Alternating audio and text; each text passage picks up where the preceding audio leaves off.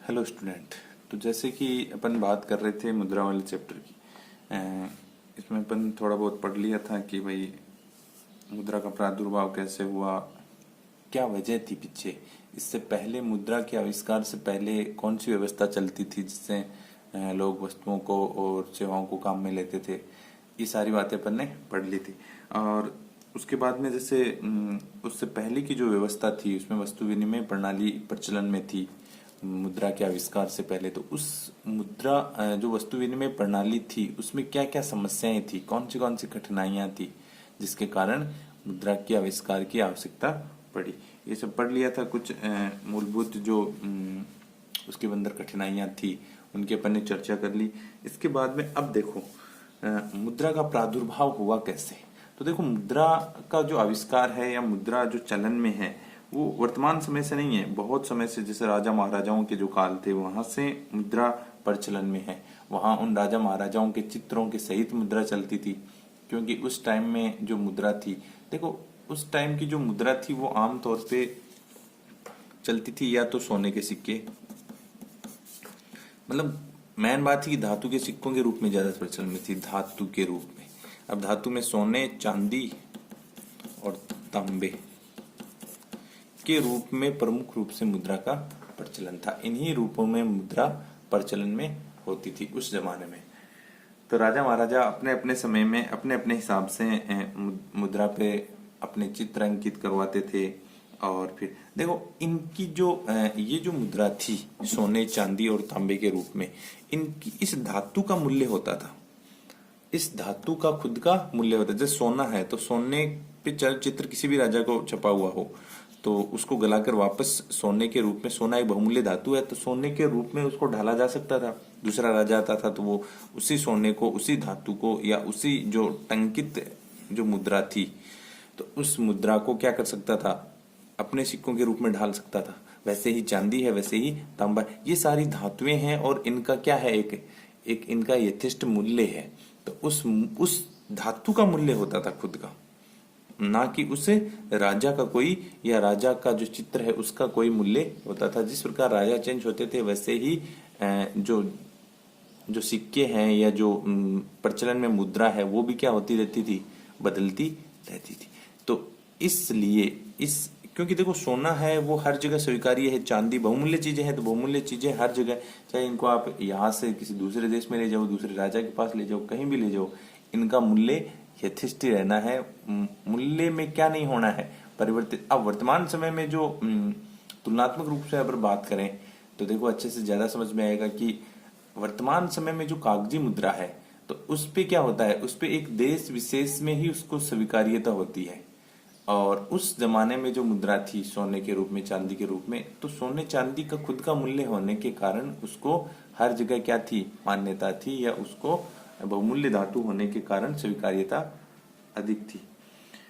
ठीक है। तो अब देखो मुद्रा का अर्थ क्या होता है, अर्थ मतलब इसकी परिभाषा क्या होगी। तो देखो मुद्रा क्या है, व्यापक रूप से देखा जाए तो मुद्रा वह वस्तु है जो विनिमय के साधन के रूप में, सबसे इसका जो मुख्य कार्य है वो विनिमय को सरल बनाना, मूल्य का मापन। ये मूल्य का मापन भी तो करती है ना, मुद्रा के रूप में ही अपन मूल्य का मापन करते हैं। चाहे कोई भी वस्तु हो, कोई भी संपत्ति हो, कुछ भी हो, उसका मूल्य का मापन मुद्रा के रूप में ही किया जाता है। और मूल्यों का संचय भी तो किया जा सकता है ना भविष्य के लिए, तो मूल्यों का संचय किया जाता है। तो ये सारी जो विशेषताएं होती हैं वो मुद्रा के अर्थ में आती हैं, अर्थात ये सारी विशेषताएं जिसमें होंगी उसको मुद्रा कहा जाएगा। अब देखो मुद्रा की उत्पत्ति कैसे हुई। तो मुद्रा एक अंग्रेजी शब्द है मनी, और मनी की उत्पत्ति हुई एक लैटिन भाषा का शब्द है मोनेटो। तो मोनेटो से मनी की उत्पत्ति हुई और फिर उससे उसको अपन मुद्रा कहा जाने लगा। तो विभिन्न अर्थशास्त्रियों ने मुद्रा की अलग अलग क्या दी है, डेफिनेशन दी है। तो हार्टली विदर्स कहते हैं कि मुद्रा वह सामग्री है, वह वस्तु है जिससे हम वस्तुओं व सेवाओं का क्या करते हैं, क्रय विक्रय करते हैं। कहने का मतलब है इन्होंने एक संकुचित सी परिभाषा दी है कि विनिमय के साधन के रूप में मुद्रा का महत्व है। दूसरे हैं अपने मार्शल ने कहा है कि मुद्रा में वे सब वस्तुएं सम्मिलित की जाती हैं जो किसी विशेष समय अथवा स्थान में बिना संदेह या विशेष जांच पड़ताल के वस्तुओं व सेवाओं को खरीदने तथा व्यय के भुगतान के साधन के रूप में सामान्यतः स्वीकार की जाती है। देखो मुद्रा होती है, जैसे अपन एक देश की बात करें तो भारत में जो रुपया मुद्रा के रूप में चलता है, हमारी जो करेंसी है वो रुपए के रूप में है। तो रुपए को पूरे भारत में ऐसी वैधानिक क्या प्राप्त है, स्वीकार्यता प्राप्त है कि स्वीकार करते हैं हर जगह। आप कहीं भी ले जाओ, कोई मना थोड़ी ना करता है कि भाई ये पैसा नहीं चलेगा। तो इसमें एक वैधानिक स्वीकार्यता है। और ये वैधानिक स्वीकार्यता आई कहां से? ये आई थी अपनी सरकार से। देखो सरकार अर्थात सरकार की एक बॉडी है जिसको रिजर्व बैंक कहते हैं। तो रिजर्व बैंक उस मुद्रा के ऊपर, हमारी जो कागजी मुद्रा उसके ऊपर देखो, आपने देखा होगा कि उसके ऊपर अंकित होता है कि कितने भी जितने भी रुपए की मुद्रा है वो, जैसे 100 रुपए की मुद्रा है तो 100 रुपए की मुद्रा पे लिखा हुआ था कि मैं धारक को 100 रुपए अदा करने का वचन देता हूँ। तो ये गारंटी कौन ले रहा है? ये गारंटी ली जाती है सरकार के द्वारा।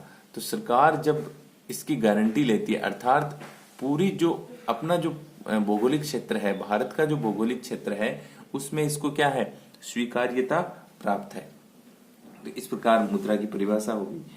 अब देखो, अब इसके आगे आता है कि भारतीय रिजर्व बैंक है वो मुद्रा की पूर्ति के वैकल्पिक मापों को 4 रूप में प्रदर्शित करता है, M1, M2, M3 और M4। ये मुद्रा की क्या है? ये भारतीय मुद्रा की जो पूर्ति है उसके घटक हैं। ये किसके द्वारा दिए गए हैं? रिजर्व बैंक के द्वारा दिए गए हैं। तो रिजर्व बैंक इसको 4 रूपों में बांटता है। पहला रूप है जैसे M1। तो M1 में क्या क्या शामिल होता है? M1 को कहा जाता है मुद्रा का सबसे संकीर्ण रूप। ये बहुत ही मुद्रा का क्या है, बहुत छोटा रूप है। तो M1 में आता है आपके C plus DD plus OD।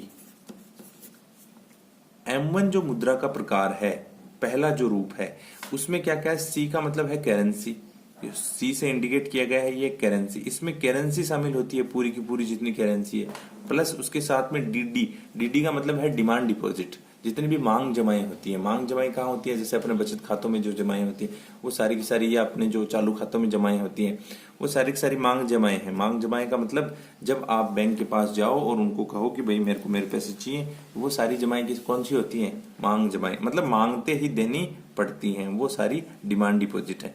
फिर है अदर डिपॉजिट, अन्य जो जमाएं हैं वो सारी की सारी किसमें शामिल होती है? M1 में। तो M1 क्या है? मुद्रा का एक छोटा रूप है, संकीर्ण रूप है। दूसरा है M2। इसमें शामिल होता है, इसका सूत्र होता है M1 प्लस डाकघर व बचत बैंकों में, डाकघर व बचत बैंकों में बचत जमाएं।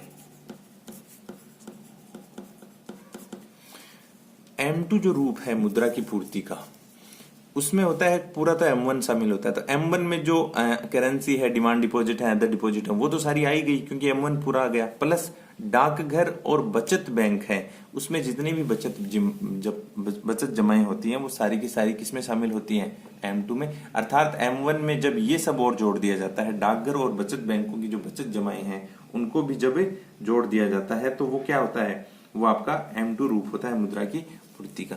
तीसरा जो मुद्रा की पूर्ति का रूप है M3। तो M3 में शामिल होता है M1 प्लस डाकघर बचत संस्थाओं में कुल जमाएं, जो डाकघर होते हैं, डाकघर बचत संस्थाओं में कुल जमाएं,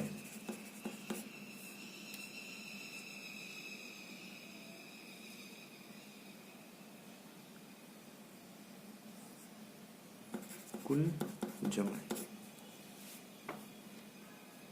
देखो, नहीं ये M4 हो गया, ये M4 का रूप हो गया।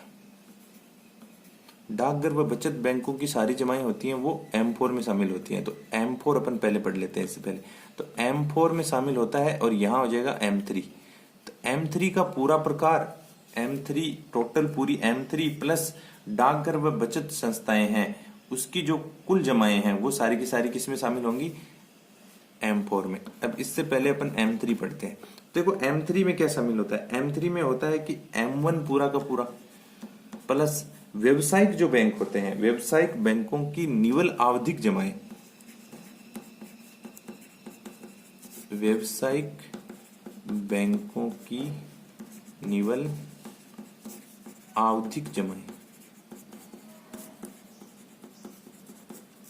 एक बार फिर से M3 को देखो। पहले देखो M3 में क्या शामिल होता है, पूरा का पूरा तो M1 शामिल होता है, जिसमें कि क्या है, करेंसी है, डिमांड डिपॉजिट है, अदर डिपॉजिट है, और उसके साथ में क्या शामिल होता है, व्यवसायिक बैंक, जो जिन बैंकों के साथ में ग्राहक का क्या होता है, सीधा ताल्लुकात होता है, उन बैंकों की, व्यवसायिक बैंकों की निवल, निवल मतलब होता है शुद्ध, निवल आवधिक जमाएं। आवधिक जमाएं कौन सी होती है, इसको कहते हैं फिक्स डिपॉजिट, FD जितनी भी होती है, वो सारी की सारी किसमें शामिल होती है, M3 में। अब देखो M3 से M4 पे आओ, तो M4 में फिर क्या बच जाता है, M3 तो पूरा का पूरा शामिल है ही, M3 तो पूरा का पूरा शामिल है ही M4 में, प्लस साथ में डाकघर बचत संस्थाओं में जो कुल जमाएं हैं वो भी क्या होती हैं, M4 में शामिल होती हैं। ठीक है, तो ज्यादा कंफ्यूजन नहीं होता है M1, M2, M3 और M4 में, ये इसको बस पहले लिख दिया है। M1 में होता है करेंसी होती है, डिमांड डिपॉजिट होती है और अदर डिपॉजिट होती है। M2 में M1 पूरा होता है प्लस डाकघर व बचत बैंकों की बचत जमाएं शामिल होती है। फिर M3 में M1 पूरा होता है, M1 HDG चल रहा है दोनों में, M1 प्लस व्यवसायिक जो बैंक है, व्यवसायिक बैंकों की जो निवल आवधिक जमाएं होती है, निवल आवधिक जमाएं होती है, शुद्ध FD की जो जमाएं होती हैं उनको निवल आवधिक जमाएं कहा जाता है। तो वो M1 में जब जुड़ जाती है तो M3 मुद्रा का जो स्वरूप है या मुद्रा की पूर्ति का जो घटक है वो निकल के आता है। और M4 में पूरा का पूरा M3 प्लस डाकघर बचत संस्थाओं की पूरी जमाएं, जो कुल जमाएं होती हैं, उनको शामिल किया जाता है। तो देखो ये तो है, ये M1 और M2 ये तो है मुद्रा की पूर्ति के संकुचित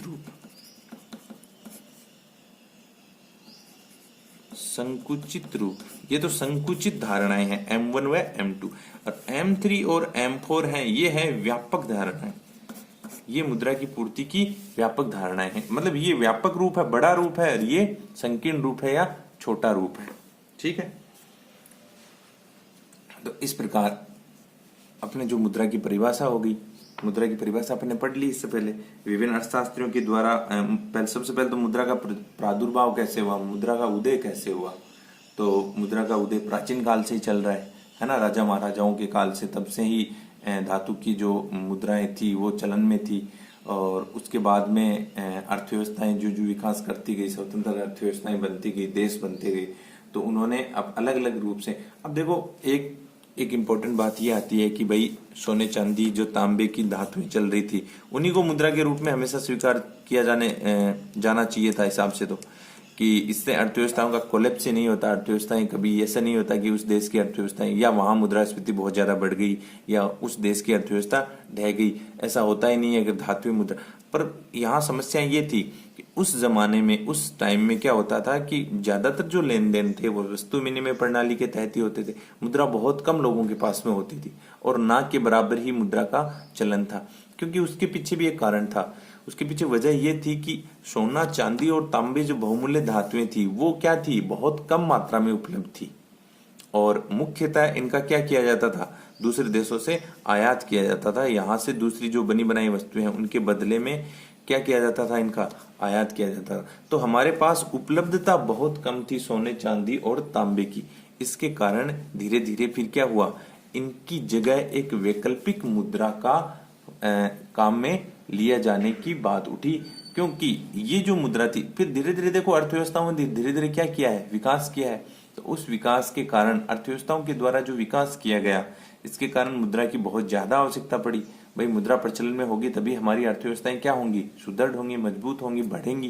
तो इसके कारण इसका एक वैकल्पिक निकाला गया, वैकल्पिक जो स्रोत निकाला गया, विकल्प निकाला गया, और वो विकल्प क्या था, कागजी मुद्रा के रूप में प्रचलन में आया। और ये कागजी मुद्रा है, इसके कारण हमारी जो अर्थव्यवस्थाएं हैं वो अब लगातार क्या होती जा रही हैं, बढ़ती जा रही हैं। तो उसी कागजी मुद्रा के आधार पर ही फिर जो रिजर्व बैंक है हमारा, उसने मुद्रा की पूर्ति के घटक बताए थे, और ये जो चारों घटक हैं ये उसी का परिमाण है। तो देखो फिर M1 है, M2 है, ये जो M1, M2, M3, M4, ये चारों जो पूर्ति के घटक हैं, ये इंपॉर्टेंट इसलिए हो जाते हैं कि आपके 1 नंबर का जो क्वेश्चन है या 2 नंबर का जो क्वेश्चन है एग्जाम की दृष्टि से, उसमें बहुत बार इनमें से किसी को पूछा जाता है। वहां डायरेक्ट बस ऐसे ही लिख दिया जाता है कि M1 के बारे में बहुत कम पूछा जाता है। M2, M3 और M4 आमतौर पे M3 और M4 के बारे में ही पूछा जाता है, क्योंकि इनमें क्या होता है कि ये कंफ्यूज कर देते हैं। M1, M2, M3 और M4 है कि किस में कौन सा शामिल होगा। तो इस कंफ्यूजन को देखते हुए एग्जाम की दृष्टि से ये चारों ही जो मुद्रा की पूर्ति के घटक हैं ये इंपॉर्टेंट हो जाते हैं। तो इनको थोड़ा ढंग से लिख के 2-3 बार लिख के और अच्छे से तैयार कर लेना है।